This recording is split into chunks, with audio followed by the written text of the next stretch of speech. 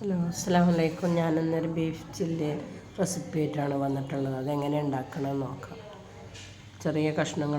Beef ചെറിയ കഷ്ണങ്ങളാക്കി മുറിച്ച് കഴുകി വൃത്തിയാക്കി വെള്ളം വാർത്തെടുത്തത് ഒരു കുക്കറിലേക്ക് ഇട്ട് കൊടുക്കുക.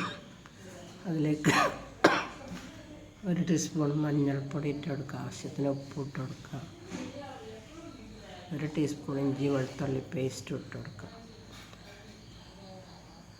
1 ടേബിൾ സ്പൂണ് മുളക് പൊടി ഇട്ട് കൊടുക്കുക. നല്ലതുപോലെ മിക്സ് ചെയ്യുക. വെള്ളം ഒഴിക്കണ്ട, വെള്ളമായി തന്നെ ഉണ്ടാവും.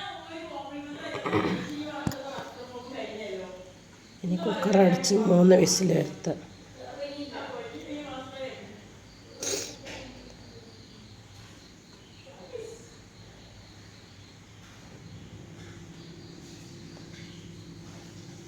വിസിൽ വന്ന ആവിയൊക്കെ പോയി തുറന്ന് നോക്കാം. വേവൊക്കെ പാകമായി. ഇനി അതിലത്തെ വെള്ളം വേറെ പാത്രത്തിലേക്ക് ഒഴിച്ച് വെക്കുക.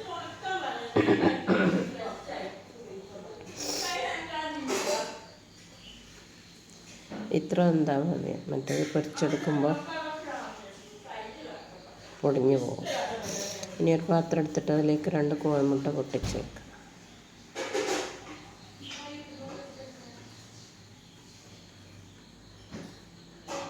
ഇനി അതിലേക്ക് ആവശ്യത്തിന് ഉപ്പിട്ട് കൊടുക്കും.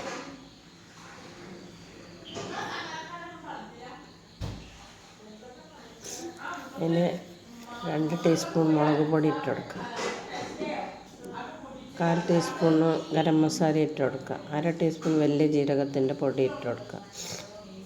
3 ടീസ്പൂൺ കോൺഫ്ലവർ ഇട്ട് കൊടുക്കുക.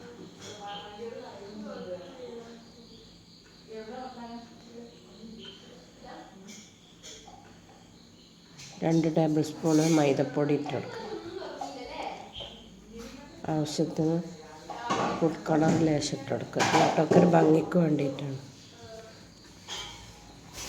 2 ടേബിൾ സ്പൂൺ വിനാഗിരി ഒഴിച്ച് കൊടുക്കുക. ഇനി നല്ലതുപോലെ മിക്സ് ചെയ്യാം. 1 ടേബിൾ സ്പൂൺ ഇഞ്ചി വെളുത്തുള്ളി പേസ്റ്റ് ഇട്ട് കൊടുക്കുക.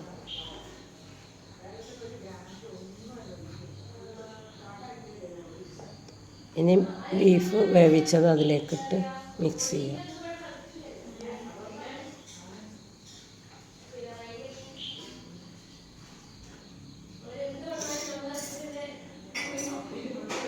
നല്ലതുപോലെ ഒന്ന് മിക്സ് ചെയ്യാം.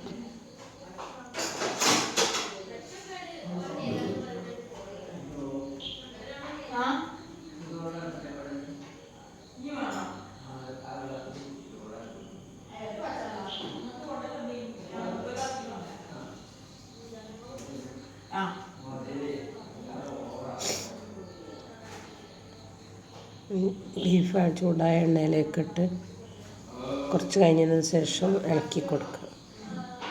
പെട്ടെന്ന് വെന്ത് കിട്ടും, നല്ല സോഫ്റ്റ് ആവും. ഇനി പാത്രത്തിലേക്ക് കോരി മാറ്റുക.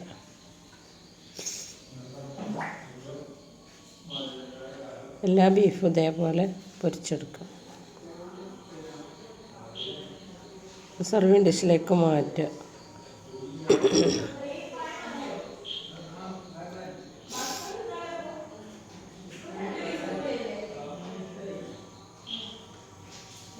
സർവിങ് ഡിഷിലേക്ക് മാറ്റി എല്ലാവരും എൻ്റെ ചാനൽ കാണുക, സബ്സ്ക്രൈബ് ചെയ്യുക, ബെല്ലൈക്കൺ അമർത്തുക, ലൈക്ക് ചെയ്യുക, കമൻറ്റ് ചെയ്യുക. എല്ലാവരും ഒരു പ്രാവശ്യം എന്തെങ്കിലും ഇത് ഉണ്ടാക്കി നോക്കുക.